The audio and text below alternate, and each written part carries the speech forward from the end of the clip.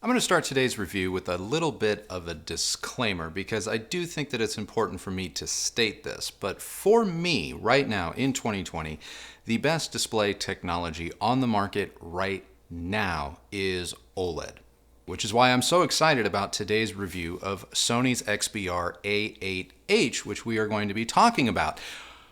But I also think that OLED's reign supreme may just be coming to an end. Let's get into it.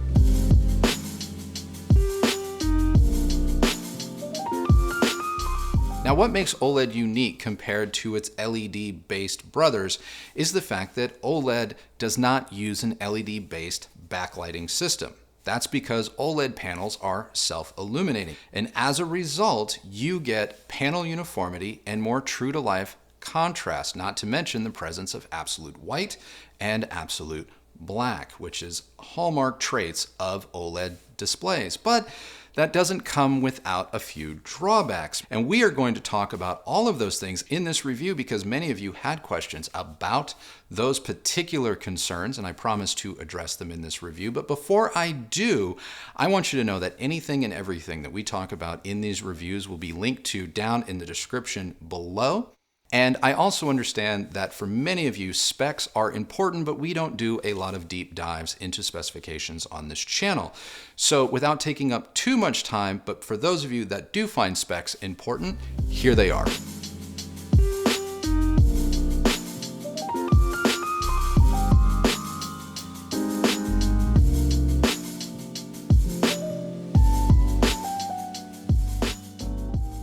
Now, one of the things that Sony likes to tout about its A8H OLED here is the presence of the X1 Ultimate processor, which is also found in their newly announced 8K displays. Now, the processor has a lot of jobs, but mainly it is responsible for all of the scaling that the display itself does.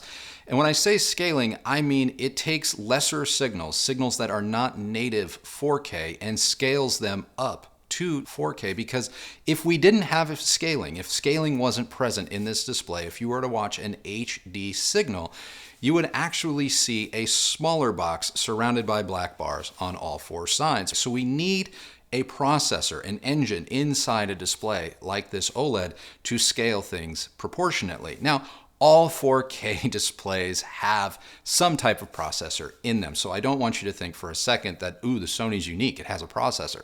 Every TV since pretty much the dawn of digital has had some type of processing in it. It's just that Sony is choosing to call out the X1 processor here for a lot of its scaling prowess, not to mention its dynamic contrast and sharpening features as well. Dynamic contrast and sharpening meaning that as it scales, it also kind of enhances detail, fine detail like hairs, or just outlines of edges between objects. It does those types of things. Another feature that Sony touts with a lot of their recent OLED displays is their acoustic surface audio technology. Now, this is actually really cool. Now, I first encountered this when I reviewed Sony OLED's Master Series a little over a year ago. And at first glance, I was apprehensive about it because what it is it basically turns the entirety of the screen into the speaker. But what Sony is doing here is they're basically putting tweeter or piston-like tweeters on the glass surface itself, and they vibrate the glass in order to create a larger sound surface area and thus a bigger, broader, bolder sound experience from built-in TV speakers. So how does it work? Well, honestly, in testing it, it works rather well. And I have to say that with this new generation of Sony OLEDs, it seems to have improved just a little bit. Will Sony's acoustic surface technology replace dedicated home theater speakers? No, it won't.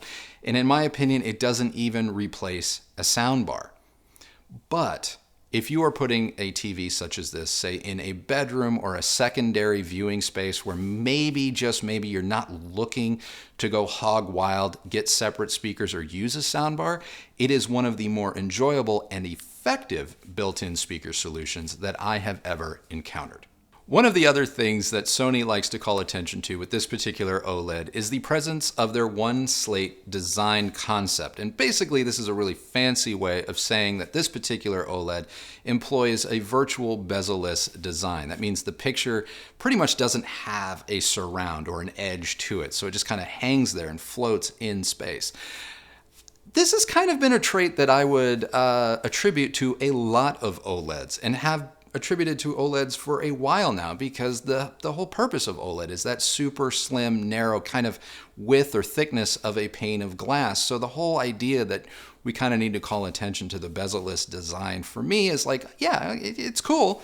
It's really cool, and I dig it because I find this particular display from a design standpoint, from an industrial design standpoint, to be absolutely phenomenal, but it's not wholly unique among OLEDs, and it's not even wholly unique among other Sony OLED displays that I've reviewed. Now, there are a number of other features that were present on Sony's Master Series displays that have since trickled down to this particular Sony display that we're going to talk about. We're going to kick it off with Calman Reddy's AutoCal software that's inside the A8H. Well, it's not actually inside. You have to actually go and download it from the Google Play Store, and it's free. And that's good news, except for the fact that calibrating this display at the professional level using Calman is not free, because Calman as a software package is decidedly not cheap. But the presence of the Calman Reddy calibration app makes it possible for that software to speak to the Sony A8H and basically make calibrating this display to reference standards arguably automatic. I have calibrated every single display that's ever come into this house using Calman software. It is what I use, it is what I know, and it is what I love. And I am pleased to say that the auto calibration functionality of this particular OLED display works well. In terms of light output, depending on the picture profile that you choose, you may find the brightness to vary. But in my testing, I got a maximum light output of roughly about 900 nits, which doesn't make the A8H the brightest display on the market right now, especially compared to LED-based designs, but it is bright enough. However, post-calibration, post getting it 100% right, the light output does drop just a little bit, and I measured 650 nits, which is just above the bare minimum that you need for HDR viewing. It is enough, it does look good, it works. But again, if you're battling bright lighting conditions or just someone that likes HDR imagery to be as bright as humanly possible, this particular OLED specifically, it's just not a light cannon. And a lot of OLEDs fall into this camp, so it's not necessarily a knock against the Sony. It's just not as bright as some of the displays currently available on the market. But all that said, it should be noted, and it is important that I stress that this display is able to be calibrated to damn near perfection. And that is one of the traits that I have found with all of Sony's OLED displays, and one of the reasons why I hold them in such high regard. I liken watching OLED displays, whether it be SD, HD, or 4K content, to viewing real life. There's just something intangible about an image through an OLED display that feels more organic compared to LED-based designs.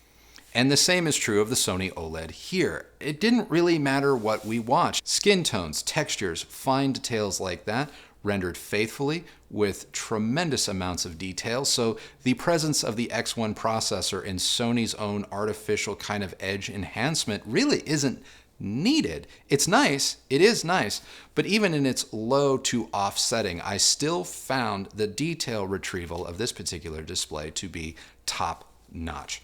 Absolutely breathtakingly stunning. Now, I'm not going to lie, one of the hallmarks of any OLED display is the presence of absolute black. And I know in my prior LG NanoCell review, I mentioned that it gets dangerously close to absolute black. So close that for many people, I argue you may not be able to notice the difference. Well, you still can notice the difference because we just had the LG NanoCell and the Sony came right on its heels. It's not a night and day difference, but it is noticeable. And the presence of 100% absolute black is welcomed yet again and makes a difference. And one of the areas where it makes the most difference that we have found, besides just obvious movie watching, because that's what most people are going to do, is in video game play. That's right, we tested this display by playing some video games, specifically The Last of Us Remastered. And this not only put the panel to the test in terms of upscaling, because that is a 1080p game that had to therefore be upscaled to 4K, but because a lot of The Last of Us takes place in dark environments, the presence of higher or better contrast in those low light sequences, specifically the presence of absolute black, does make a difference in gameplay, because the presence of absolute black, the presence of low light detail in the OLED A8H means that you're able to see certain things like enemies or things you're supposed to pick up or puzzles you're supposed to solve in low light situations. You're able to see them more clearly, thus enabling you to hopefully play a better game. Now, one of the other things that I want to call out about this particular display and OLEDs in general is the fact that because they have absolute panel uniformity, you don't get blooming in the highlights. So when you have a filmmaker like Michael Bay, which tend to let their highlights get overexposed or really kind of blast at you, they're still really composed. They're kept in perfect check, just as the director or director of photography intended. And that is rather cool, because that is one of the more distracting things about LED-based backlit designs, is the fact that if you have a dark scene directly next to a light one and you don't have the right number of local dimming zones or enough local dimming zones, it's possible to see that light bleed over into the darkness, and that can kind of ruin the fidelity of an image and let you know that you are watching something that is truly being recreated versus something that feels real. There's just this intangible quality that our eyes see it, our brains interpret it, in my opinion, as more true to real life than probably any other display technology on the market right now. The motion present here is incredibly smooth. The responsiveness to motion is fantastic, and you don't need any more of those motion interpolation type things. I mean, arguably, I'm not a huge fan of those anyway, and I always advocate for you to turn those things off, but they're just not necessary. Things like ghosting and motion artifacts are kept to an absolute minimum, arguably more so with the A8H than prior displays that we've reviewed on this channel. Not to take anything away from those displays, they are a little bit more budget friendly compared to this one, but if you are going to spend the money, you are going for absolute perfection, well, the A8H gets you there. It does. It gets you closer than some of these other displays, albeit with some professional calibration thrown in on top. All in all, it's really hard to fault the Sony OLED, and it gets dangerously close, if not matches, the performance of their costlier Master Series from last year, which is great news for anyone shopping for an OLED TV in 2020. So as good as the Sony A8H is, no product's perfect, so what don't I like about it? To be perfectly honest, there's not a lot about the Sony OLED that I don't like. In fact, many of my criticisms about it are true of all OLED designs, save for one. And that is the fact that I found the ARC and eARC implementation on this particular Sony TV to be a little bit wonky. I'm not going to say that it doesn't work. It does. It does work. But I did experience a few more handshake issues with this particular display than any other display that we've had in recent months that also feature ARC and eARC. And it just is, it's just one of those things. I don't know really why this is. It's not that I set this Sony up any differently than any other display that we have had in-house. It just seems to sometimes, or a little bit more frequently, fail to make that connection via ARC compared to other displays. That really is about the only other caveat that I have that is specific to this particular display, because as far as everything else goes, like its Android operating system is marvelous, arguably the snappiest I've ever encountered on an Android smart TV. Like I said, the picture is great. So the only other things that I can knock this display for are true, really, of all OLEDs. And the first thing is brightness. I know we've briefly touched upon brightness, but it bears repeating. This is not a bright display. Okay? It's not. But no OLED is a light cannon. If you want absolute maximum light output, you need to be looking at LED backlit LCD designs. You just do. There is sufficient light output on this particular display to make HDR viewing or even HDR gaming worthwhile. But if you are one of these people that likes a super bright, punchy image, you're just not going to get it here. But that is true of all OLED displays. Another thing that I don't particularly care for, and this is something that has been starting to bug me a little bit more about OLED displays in general, because they use glass across the entirety of their panel. Most LED displays actually use a plastic, but because OLED uses glass does help make the image just that much more richer, but it also produces far more reflections. Mixed with the slightly lower light output and the presence of added reflection, if you are a person that likes to watch television or movies or play games in bright, broad daylight, then it is possible that an OLED, specifically even the Sony A8H reviewed here, may not be ideal for you. So with those few caveats and downsides out of the way, what does the Sony OLED compare to? Well, there are only so many OLED displays on the market right now, and I have to say I do think that this particular Sony does compare nicely with their higher-end Master Series. I do think that you get a the lion's share of the Master Series performance, but at a much more obtainable price. And so, yes, the A8H does compare favorably with costlier Sony models, but the Sony itself is not the cheapest OLED you can currently buy. That distinction, to the best of my knowledge, goes to LG. And LG's B9 series, I think it is noticeably cheaper, and I have to admit, possesses largely the same level of performance, picture-wise. Now, there are some features that the Sony has that the LG doesn't, but conversely, there are some features that the LG has that the Sony doesn't. So, this particular Sony display that we've reviewed kind of sits right in the middle. But speaking to OLEDs on a whole, the performance really is fairly uniform. So you kind of get to pick the OLED that is the right size and within your budget and know that you're getting the absolute best performance. And then from there, decide how much certain features are going to be worth to you.